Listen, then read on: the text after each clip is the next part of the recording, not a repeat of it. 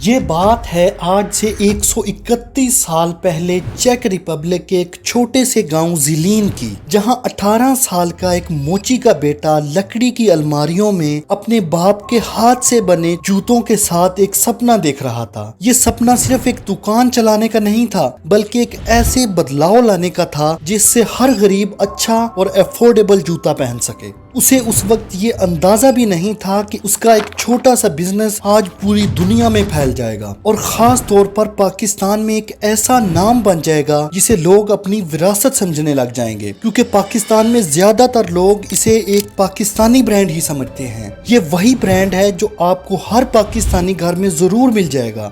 یہ کہانی ہے سالوں سے پاکستانی فٹ ویئر مارکیٹ میں راج کرنے والی کمپنی باٹا کی۔ لیکن آخر ایسا اس برانڈ میں کیا ہے جو اسے پاکستانی فیل کراتا ہے، اور کیوں باٹا جس کنٹری میں بھی گیا وہاں کے لوگ آج اسے اپنا برانڈ مانتے ہیں؟ اس کا جواب جاننے کے لیے ہمیں جانا پڑے گا 131 سال پہلے چیک ریپبلک کے گاؤں زیلین میں، جہاں تھامس باٹا ایک بڑا سپنا دیکھتے ہیں۔ لیکن تھامس نے صرف اسے ایک پیشہ نہیں بلکہ اپنی لائف کا پرپس بنا لیا تھا۔ ان کا ویژن تھا ایسے جوتے بنانا جو ہر عام آدمی افورڈ کر سکے۔ یہ آئیڈیا انہیں اس وقت آیا جب انہوں نے آبزرو کیا کہ یورپ میں اس وقت لاکھوں لوگ ننگے پاؤں چلتے ہیں، یا پھر جو وہ شوز پہن رہے تھے وہ اتنی اچھی کوالٹی کے نہیں تھے۔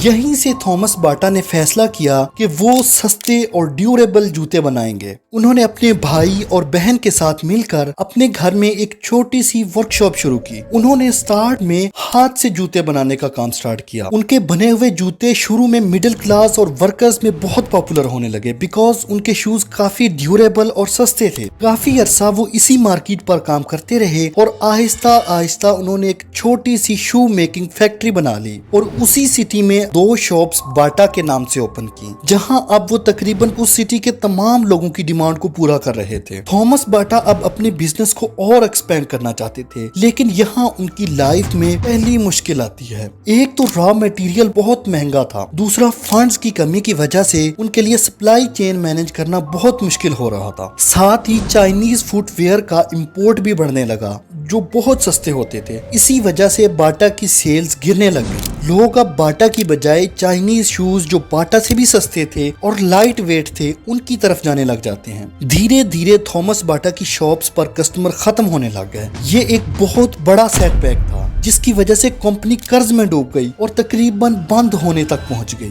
لیکن تھامس باٹا نے یہاں ہار نہیں مانی۔ وہ کچھ عرصہ کے لیے بزنس کو بند کر کے امریکہ چلے گئے اور وہاں ایک شو میکنگ فیکٹری میں ایز اے لیبرر جاب کرنا شروع کر دی، تاکہ وہ وہاں ماڈرن شو مینوفیکچرنگ سیکھ سکے۔ وہاں انہوں نے ماس پروڈکشن اور مشینز کو یوز کرنا سیکھا، جس سے کاسٹ کم اور پروفٹ زیادہ ہوتا تھا۔ کچھ ٹائم بعد جب وہ بالکل سب کچھ سمجھ چکے تھے، وہ اپنے شہر واپس آ جاتے ہیں اور امریکہ میں کمائے کچھ پیسوں اور کچھ انویسٹرز کی مدد سے انہوں نے کمپنی کو نئے سرے سے سٹارٹ کیا۔ انہوں نے اپنی چھوٹی سی فیکٹری کو اور بڑا کیا اور مشینز انسٹال کی، نئے اور ڈیفرنٹ ورائٹیز میں جوتے بنانا شروع کیے۔ اب مشینز نے پروڈکشن کاسٹ کو بہت کم کر دیا تھا اور ان کے سستے اور ڈیوریبل جوتے لوگوں کی پہلی پسند بن گئے تھے۔ لیکن سب ایسے ہی نہیں چلنے والا تھا۔ اب کچھ ایسا ہونے والا تھا جو پوری دنیا کو ہمیشہ کے لیے بدل دینے والا تھا۔ یہ سال تھا 1914، جب پہلا ورلڈ وار سٹارٹ ہوا تو ہر کمپنی کی طرح باٹا بھی مشکلوں میں آ گئی۔ لیکن تھامس باٹا نے اس کرائسس کو اپورچونٹی میں بدل دیا۔ انہوں نے کسی طریقے سے ملٹری کے لیے لو کاسٹ بوٹس بنانے کا کانٹریکٹ حاصل کر لیا،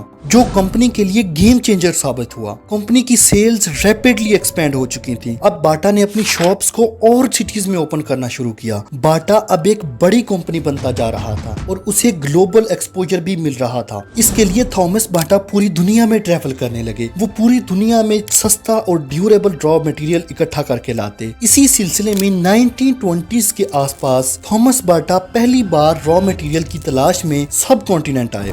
بنگال کی گلیوں میں انہوں نے دیکھا کہ لوگ زیادہ تر ننگے پاؤں چل رہے ہیں، یا پھر وہ گاڑیوں کے ٹائر سے بنے ہوئے جوتے پہن رہے ہیں۔ انہیں یہ دیکھ کر بہت دکھ ہوا اور انہوں نے ڈیسائیڈ کیا کہ وہ اپنا بزنس سب کانٹیننٹ میں ضرور لائیں گے۔ 1931 میں انہوں نے بنگال کے کون نگر میں ایک فیکٹری بنائی، لیکن اس شہر کا مارکیٹ یورپ سے بالکل الگ تھا۔ یہاں کا کلائمیٹ، لوگوں کی انکم لیول اور فیشن سب کچھ نیا تھا، لیکن تھامس باٹا نے ہار نہیں مانی۔ انہوں نے پورے سب کانٹیننٹ کے بڑے بڑے شہروں میں اپنی شاپس اوپن کرنا شروع کی۔ اب باٹا انٹرنیشنل لیول تک پہنچ چکا تھا۔ تھامس باٹا کا خواب اب پورا ہونے ہی والا تھا، لیکن شاید قسمت کو کچھ اور ہی منظور تھا۔ یہ سال تھا 1932۔ ایک پلین کریش میں تھامس باٹا کی موت ہو جاتی ہے اور باٹا کمپنی، جس نے ابھی مشکلات سے نکل کر مارکیٹ میں اپنی جگہ بنانا شروع کی تھی، اس کا لیڈر اس دنیا میں نہیں رہا تھا۔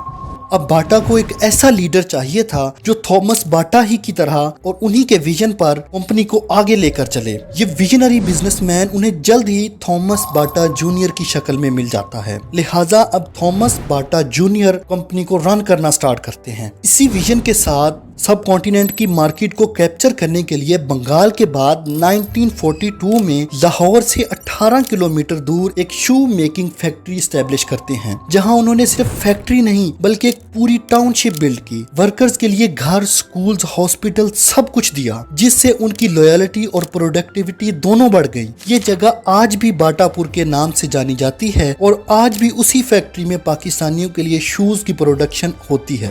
1947 کے بعد جب پاکستان آزاد ہوا تو باٹا نے بھی پاکستان کے ساتھ ساتھ اپنے نئے دور کا آغاز کیا۔ باٹا پاکستان میں ان پہلی کمپنیز میں سے تھا جو پاکستانی اکانومی کے لیے بیک بون ثابت ہوئی۔ تھامس باٹا جونیئر نے بہت اچھی اسٹریٹجیز کو یوز کیا، جس کی وجہ سے باٹا کچھ ہی عرصے میں پاکستان کی تقریباً ہر شہری کی پہنچ میں آ گیا تھا۔ اس میں سب سے پہلی اور سب سے امپیکٹ فل اسٹریٹجی تھی چارم پرائزنگ کی۔ انہوں نے جوتوں کی قیمت کو 10 کی بجائے 9.9 روپیز لکھنا سٹارٹ کیا۔ اس کا امپیکٹ سب سے پہلے لوگوں کی بائنگ سائیکالوجی پر پڑا اور وہ اس طرح کسٹمرز اسے سب کانشیسلی سستا فیل کرتے تھے، پھر چاہے پرائس کا ڈفرنس 1 پیسے کا ہی کیوں نہ ہو۔ اور یہ بھی کہا جا سکتا ہے کہ اس طرح کی پرائسنگ پورے پاکستان میں سب سے پہلی مرتبہ باٹا نے ہی انٹروڈیوس کی تھی۔ اس کے بعد انہوں نے لوکلی کمپینز بھی سٹارٹ کی، جس میں وہ بتاتے تھے کہ اگر آپ صحیح میٹیریل سے بنے ہوئے جوتے نہیں پہنیں گے تو آپ کو ڈیفرنٹ قسم کی بیماریاں بھی لگ سکتی ہیں۔ سرپرائزنگلی اس ٹائم پر ٹیٹنس جیسی بیماری پاکستانی لوگوں میں بہت زیادہ ہو چکی تھی۔ باٹا کی کیمپین سے لوگوں نے ایکسپیریمنٹ کے لیے ہی جوتے خریدنا شروع کر دیے۔ اس سے ان کی یہ اسٹریٹجی بھی امپیکٹ فل ثابت ہوئی اور باٹا کی سیلز پاکستان میں کافی حد تک بڑھ گئیں۔ انہوں نے بچوں سے بزرگوں اور ورکرز تک ہر گروپ کے لیے جوتے بنائے تاکہ ایک فیملی کے سب ممبرز ایک ہی جگہ سے شاپنگ کر سکیں۔ اس طرح کچھ ہی عرصے میں باٹا ایک ہاؤس ہولڈ کا نام بن گیا، لیکن یہاں ایک اور مشکل بھی آنے لگی۔ لوگوں کا رجحان دیکھ کر لوکل مینوفیکچررز نے بھی اسی طرح کے جوتے بنانا سٹارٹ کر دیے، جس کی وجہ سے عام اور ان پڑھ کسٹمرز اوریجنل اور کاپی میں ڈفرینس ہی نہیں کر پاتے تھے۔ اس ہرڈل کو دیکھتے ہوئے باٹا نے مڈل مین سسٹم کو ہی ختم کر دیا اور 1950 کے بعد انہوں نے پاکستان کے ہر چھوٹے بڑے شہر میں اپنے خود کے نام سے سٹورز اوپن کیے۔ اس طرح باٹا کو کاپی ہونے کا ڈر بھی کسی حد تک ختم ہو گیا تھا۔ اس کے بعد باٹا نے سکولز اور آفس گوئنگ کسٹمرز کو ٹارگٹ کیا۔ انہوں نے اپنے بلیک اور وائٹ کینوس شوز کو لانچ کیا جو پی ٹی شوز کے نام سے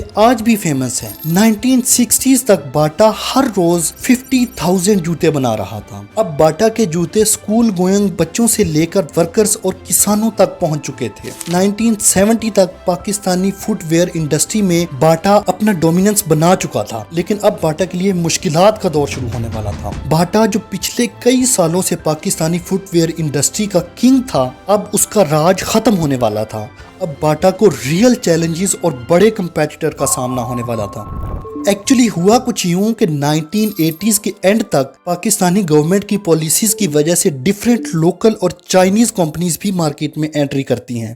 باٹا کی اتنے عرصے کی مونوپلی اب خطرے میں آ چکی تھی۔ نائکی، ایڈیڈاس اور سروس جیسے برانڈز مارکیٹ میں آ گئے تھے۔ اسی سب کو دیکھتے ہوئے باٹا نے اپنی کاسٹ بچانے کے لیے را میٹیریل اور سستے فٹ ویئر کو چائنا سے امپورٹ کرنا شروع کر دیا، لیکن یہ شاید ان کی بہت بڑی غلطی تھی۔ ایسا کرنے سے ان کی کوالٹی اور گر گئی اور لائل کسٹمرز باٹا کو چھوڑ کر دوسرے برانڈز پر شفٹ ہونے لگ گئے۔ اس کے ساتھ ساتھ فیشن ٹرینڈز بھی اب بدل رہے تھے۔ اولڈ سٹائل سٹورز اور آؤٹ ڈیٹڈ ڈیزائن डिजाइन्स की वजह से बाटा का चार्म भी खत्म होने लगा था। लेकिन बाटा ने इस सब को समझने में बहुत देर कर दी थी। अब बाटा ने इस सिचुएशन में सरवाइव ही नहीं करना था, बल्कि उसे अपनी खोई हुई क्वालिटी और पब्लिक में इमेज को दोबारा रिवाइव करना था। इसके लिए 2000s में उन्होंने अक्रॉस कंट्री अपने मॉडर्न स्टोर्स ओपन किए, मार्केट की डिमांड के अकॉर्डिंग स्टाइलिश डिजाइन्स लेकर आए, प्रीमियम प्रोडक्ट्स को लॉन्च किया, वुमेन कलेक्शन और डिजिटल रिटेल के जरिए बाटा ने कमबैक किया। उनका ये कमबैक इतना जबरदस्त था कि कुछ ही अरसे में उन्होंने नए आने वाले कंपेटिटर्स को बहुत टफ टाइम देना शुरू कर दिया, क्योंकि बाटा अब जस्ट ब्रांड नहीं था, बाटा अब हर पाकिस्तानी घर में पहुंच चुका था। जब भी ड्यूरेबल और अफोर्डेबल जूतों का नाम आता, कस्टमर्स की पहली प्रेफरेंस बाटा ही होती थी। उन्होंने यूथ के लिए ट्रेंडी स्नीकर्स को लॉन्च किया, इंटरनेशनल डिजाइनर्स के साथ कोलैब किया और फैशन फॉरवर्ड इमेज बनाई। बाटा के कई कंपेटिटर्स इसके बाद भी मैदान में आते रहे, लेकिन बाटा शुरू से आज तक टाइम के साथ साथ खुद को इवॉल्व करता आ रहा है। यही वजह है कि आज बाटा 5000 से ज्यादा स्टोर्स और 70 से ज्यादा ममालिक में आज भी लाखों कस्टमर्स को सर्व कर रहा है। बाटा का सफर ये साबित करता है कि वक्त के साथ इवॉल्व होना ही एक ब्रांड की असली ताकत है। आप अगली वीडियो किस टॉपिक पर देखना चाहते हैं? Let me know in the comment box.